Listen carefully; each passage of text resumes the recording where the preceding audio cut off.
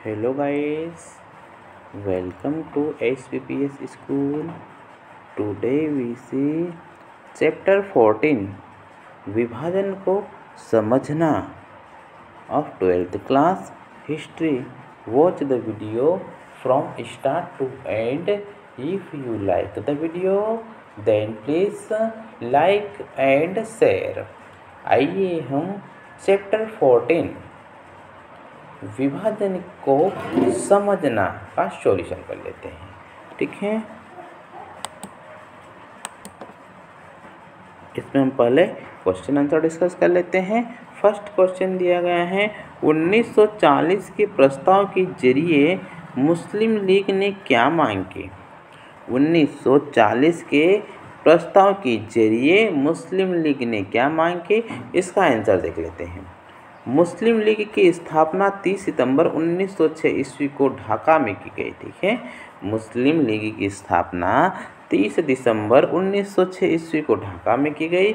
यह भारतीय मुसलमानों की प्रथम राजनीतिक संस्था थी। ठीक है, भारतीय मुसलमानों की ब्रिटिश सरकार के प्रति राजभक्ति की भावनाओं में वृद्धि करना तथा उनके प्रति सरकार में संदेहों को दूर करना इसका एक प्रमुख उद्देश्य था। ठीक है, शीघ्र ही लोग उत्तर प्रदेश के विशेष रूप से अलीगढ़ के संभ्रांत मुस्लिम वर्ग के प्रभाव में आ गए। ब्रिटिश प्रशासकों ने लीग का प्रयोग राष्ट्रीय आंदोलन को दुर्बल बनाने तथा शिक्षित मुस्लिम समुदाय को राष्ट्रीय आंदोलन की ओर आकर्षित होने से रोकने के साधन के रूप में किया। ठीक है, 1937 ईस्वी में कांग्रेस द्वारा संयुक्त प्रांत में मुस्लिम लीग के साथ मिलकर मंत्रिमंडल बनाने से इनकार कर दिए, पर जाने पर कांग्रेस और लीग के संबंध बहुत अधिक बिगड़ गए थे। ठीक है, लीग ने इस्लाम खतरे में है, ठीक है, लीग ने इस्लाम खतरे में है का नारा लगाया और कांग्रेस को हिंदुओं की संस्था बताया। दूसरे विश्व युद्ध के दौरान सभी कांग्रेस मंत्रिमंडलों द्वारा नवंबर 1939 ईस्वी में त्याग पत्र दे दिए जाने पर मुस्लिम लीग अत्यधिक प्रसन्न हुई। लीग ने द्विराष्ट्रवाद के सिद्धांत का प्रचार किया तथा मुस्लिम जनसामान्य एवं ब्रिटिश प्रशासकों को यह विश्वास दिलाने का भरसक प्रयास किया कि मुसलमानों के हित हिंदू हितों से भिन्न है। ठीक है, मुसलमानों के हित हिंदू हितों से भिन्न है और अल्पसंख्यक मुसलमानों के बहुसंख्यक हिंदुओं से भारी खतरों में है। ठीक है, मार्च 1940 ईस्वी में लाहौर अधिवेशन में लीग ने एक प्रस्ताव प्रस्तुत किया जिसमें उपमहाद्वीप के मुस्लिम बहुल क्षेत्रों में सीमित स्वायत्तता की मांग की गई। प्रस्ताव में कहा गया कि भौगोलिक दृष्टि से सटी हुई इकाइयों को क्षेत्रों के रूप में चिन्हित किया जाए। ठीक है, जिन्हें बनाने में आवश्यकता अनुसार क्षेत्रों का फिर से ऐसा समायोजन किया जाए कि हिंदुस्तान के उत्तर पश्चिम और पूर्वी क्षेत्र जैसे जिन भागों में मुसलमानों की संख्या अधिक है उन्हें इकट्ठा करके स्वतंत्र राज्य बना दिया जाए जिनमें सम्मिलित इकाइयां स्वाधीन और स्वायत्त होगी। ठीक है, नेक्स्ट क्वेश्चन देखते हैं। आम लोग विभाजन को किस तरह देखते थे। ठीक है, आम लोग विभाजन को किस तरह देखते थे, इसका आंसर देख लेते हैं। सामान्य लोग प्रारंभ में देश के विभाजन को केवल थोड़े समय के एक जुनून के रूप में देखते थे। ठीक है, सामान्य लोग प्रारंभ में देश के विभाजन को केवल थोड़े समय के एक जुनून के रूप में देखते थे।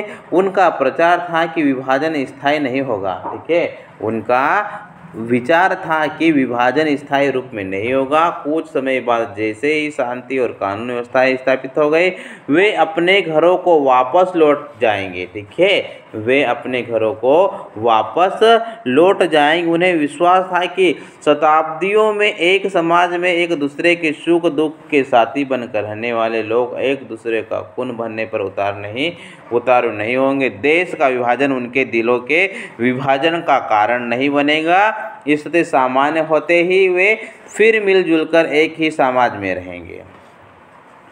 वास्तव में सामान्य लोग, चाहे वे हिंदू थे अथवा मुसलमान, धर्म के नाम पर एक दूसरे का सिर काटने के इच्छुक नहीं थे। ठीक है, अनेक नेता और स्वयं गांधी जी भी अंत तक विभाजन की सोच का विरोध करते रहे थे। ठीक है, 7 सितंबर 1946 ईस्वी को प्रार्थना सभा में अपने भाषण में गांधी जी ने कहा था कि मैं फिर यह दिन देखना चाहता हूँ जब हिंदू और मुसलमान अपना सलाह के बिना कोई काम नहीं करेगा, दिन रात इसी भाग में जल के ही उस दिन को जल्दी से साकार करने के लिए क्या करूं। लीग से मेरी गुजारिश है कि किसान भारतीयों को अपना शत्रु न मानने। इसी प्रकार 26 सितंबर को 1946 ईस्वी को महात्मा गांधी ने हरिजन में था जो तत्व भारत को एक दूसरे के खून को प्यासे टुकड़े में बांट देना चाहते थे, वे भारत को इस्लाम दोनों के शत्रु है। भले ही वे मेरी देह के टुकड़े टुकड़े कर दे,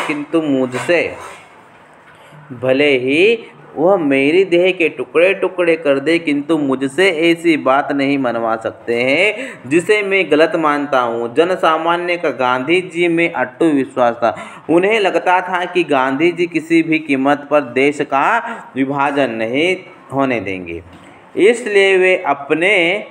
इसलिए वे आसानी से अपने घरों को छोड़ने और अपने रिश्ते नातों को तोड़ने के लिए तैयार नहीं थे। देश के विभाजन और उसके परिणाम स्वरूप होने वाले हिंसा ने उन्हें झकझोर डाला था। ठीक है, किंतु फिर भी अनेक हिंदू मुसलमान अपने जान खतरे में डालकर एक दूसरे की जान बचाने की कोशिश करते रहे। इससे सिद्ध होता है कि सामान्य हिंदू मुसलमानों का विभाजन से कोई लेना देना नहीं था। ठीक है, नेक्स्ट क्वेश्चन देखते हैं। विभाजन की दक्षिणी एशिया के इतिहास में एक ऐतिहासिक मोड़ क्यों माना जाता है? इसका आंसर देख लेते हैं। भारत के विभाजन को दक्षिण एशिया के इतिहास में एक ऐतिहासिक मोड़ माना जाता है। निसंदेह विभाजन स्वयं में अतुल्य था, क्योंकि इसमें पूर्वी किसी अन्य विभाजन में न तो सांप्रदायिक हिंसा का इतना तांडव नृत्य था और न ही इतनी विशाल संख्या में निर्दोष लोगों के अपने घरों से बेघर होने पड़ा।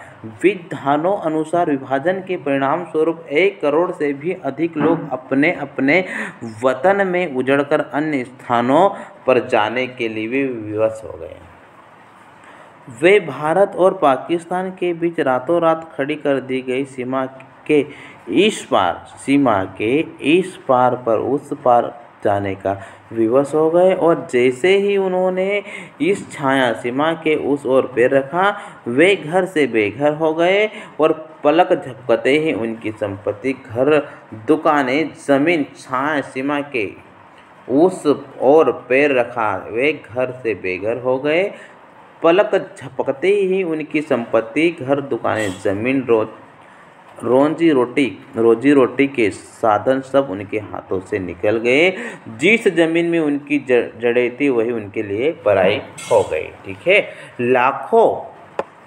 लाखों अपने परिजनों में बिछड़ गए। किसी ने अपने पिता को खोया, किसी ने भाई को, तो किसी का सुहाग उसकी आंखों के सामने ही उजाड़ दिया गया। ठीक है, उनके दोस्त, उनकी बचपन की याद उनसे छिन गए। अपनी स्थानीय क्षेत्रीय संस्कृतियों से वंचित होकर वे तिनका जोड़कर अपने नए घोंसलों को बनाने में जुट गए। ठीक है, विद्वानों के अनुसार विभाजन के परिणाम स्वरूप होने वाली हिंसा इतनी भीषण थी कि इसके लिए विभाजन, बंटवारे अथवा तकसीम जैसे शब्दों का प्रयोग करना सार्थक प्रतीत नहीं होता। इसमें कोई संदेह नहीं कि विभाजन के परिणाम स्वरूप जो स्मृतियाँ, घृणाएँ, छवियाँ और पहचानें अस्तित्व में आई, इनका आज भी सीमा के इस ओर तथा उस ओर इतिहास के निर्धारण करने में महत्वपूर्ण योगदान है। ठीक है।